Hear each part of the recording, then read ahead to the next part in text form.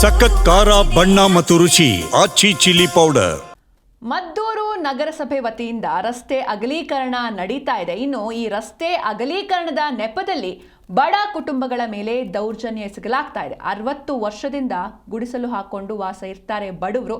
ಹೀಗಾಗಿ ಅವರ ಮನೆಗಳನ್ನ ಕೆಡವಲಾಗಿದೆ. ಅಂದರೆ ರಸ್ತೆಯನ್ನು ಅಗಲ ಮಾಡ್ತೀವಿ ಅನ್ನುವಂಥ ಹೆಸರಿನಲ್ಲಿ ಬಡವರ ಮನೆಗಳನ್ನು, ಅದು ಕೂಡ 60 ವರ್ಷಗಳಿಂದ ಒಂದೇ ಕಡೆ ಅಲ್ಲಿ ಜೀವನವನ್ನು ನಡೆಸ್ತಾ ಇದ್ರು, ಅವರ ಮನೆಗಳನ್ನು ಕೆಡವಲಾಗಿದೆ. ಹೀಗಾಗಿ ಮನೆ ಕೆಡವಿದ್ದರಿಂದ ಬಡ ಕುಟುಂಬಗಳು ಕಂಗಾಲಾಗಿದ್ದಾರೆ.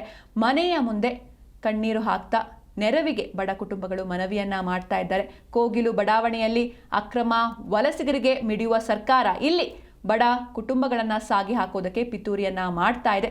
ಸಾಕಷ್ಟು ಆಕ್ರೋಶ ಅಥವಾ ಈ ಒಂದು ಬಡ ಕುಟುಂಬದವರು ಏನಿದ್ದಾರೆ, ನಮಗೂ ಕೂಡ ಅಂದರೆ ಯಾಕೆ ಈ ರೀತಿ ಮಾಡ್ತಾ ಇದ್ದೀರಾ, ನಾವು 60 ವರ್ಷಗಳಿಂದ ಇಲ್ಲಿಯೇ ವಾಸವಿದ್ವಿ ಅಂತ ತಮ್ಮ ಅಳಲನ್ನ ತೋಡ್ಕೊಂಡಿದ್ದಾರೆ.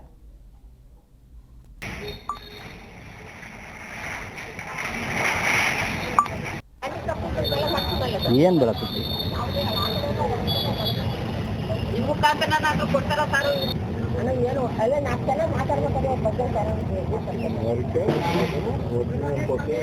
ಅವರು 35-40 ವರ್ಷ ತಾಯಿಂದ 40 ವರ್ಷ ತಾಯಿಂದ ನಾವು ಕಂಡಂಗೆ 40 ವರ್ಷ ತಾಯಿಂದ ಸ್ಪಾಟಲ್ಲಿ ಅವರೇ. ಪಾಪ ಎಲ್ಲ ಹೆಣ್ಮಕ್ಳು, ಅವ್ರಿಗೆ ಆಶ್ರಯ ಇಲ್ಲ, ಗಂಡು ಮಕ್ಳು ಯಾರೂ ಇಲ್ಲ ಅವ್ರ ಮನೆಯಲ್ಲಿ. ದಯವಿಟ್ಟು ಅದರಿಂದ ಅವ್ರಿಗೆ ಏನಾರ ಒಂದು ದಿಢೀರಂತ ಖಾಲಿ ಮಾಡೋರು ಹೆಣ್ಮಕ್ಳು ಎಲ್ಲಿ ಎತ್ಕೋರು, ಬಾಡಿಗೆನೂ ಸಿಗೋಲ್ಲ. ಇವತ್ತು ಅವ್ರು ಬಾಡಿಗೆ ಕಟ್ಟು ಲೆವೆಲ್ ಇಲ್ಲ, 10,000-15,000 ಕೊಡಬೇಕು.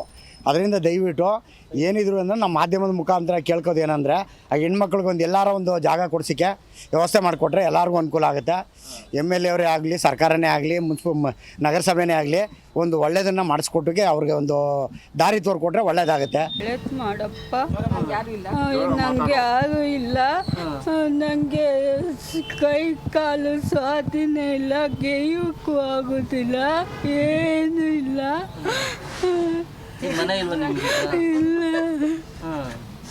ಏನಂತಾರೆ ಬಂದೀಗ ಖಾಲಿ ಮಾಡಿ ಅಂತಾರೆ, ಕಿತಾಕಿ ಅಂತಾರೆ. ಬೆಳಗ್ಗೆಯಿಂದನೂ ಏನು ತಿಂದಿಲ್ಲ. ಒಟ್ಟಿನಲ್ಲಿ ಅವ್ರಿಗೆ ಯಾರಿಗೆ ಹೇಳು ಕೇಳೋರು ಯಾರು ಇಲ್ಲ. ನನಗೆ ಏನು ಯಾರು ಇಲ್ಲ. ಇಲ್ಲಿ ಅವರ ಗಂಡಸರು ಯಾರು ಇಲ್ಲ ಅವ್ರಿಗೆ ಏದು ಹಾಕೋಕ್ಕೆ. ಇವರು ಇಬ್ಬರು, ಈ ಹುಡುಗಿ ಬೇರೆ ಅಂಗವಿಕಲು. ಎಲ್ಲಾರ ಈಚೆ ಕಡೆ ರಿಸರ್ಚ್ ಮಾಡಬೇಕು ಅಂದರೆ ಯಾರೋ ಒಂದು ಆಳು ಹಿಡ್ಕೊಬರ್ಬೇಕು, ಒಂದು ಆಳು ಕರ್ಕೊಬರ್ಬೇಕು. ನೀರಕ್ಕೆ ಜಾಗ ಇಲ್ಲ ಇವ್ರಿಗೆ, ಎಲ್ಲೂ ನೆರಳಿಲ್ಲ. ಇಲ್ಲ ಹೋಗಿ ಯಾರು ಒಬ್ಬ ಗಂಟು ಅವ್ರಿಗೂ ಕೊಟ್ಟೆ, ಎಲ್ಲ ಕೊಟ್ಟೆ. ಇಲ್ಲ ಕಣಪ್ಪ, ಡಾಕ್ಟ್ರ್ ಮನೇಲಿ ಇದ್ದೆ, ಕೂಲಿ ಮಾಡ್ಕೊಂಡು ಬಿಡಿಸ್ಬಿಟ್ರು. ಈಗ ಏನೂ ಇಲ್ಲ, ಕೂಲಿ ಬಾಡಿಗೆಗಿಲ್ಲ, ಏನೂ ಇಲ್ಲ, ದುಡ್ಡಿಲ್ಲ, ಏನೂ ಇಲ್ಲ ಕಣಪ್ಪ. ಈಗ ಊಟ ಇಸ್ಕೊತೀನಿ, ಎಲ್ಲ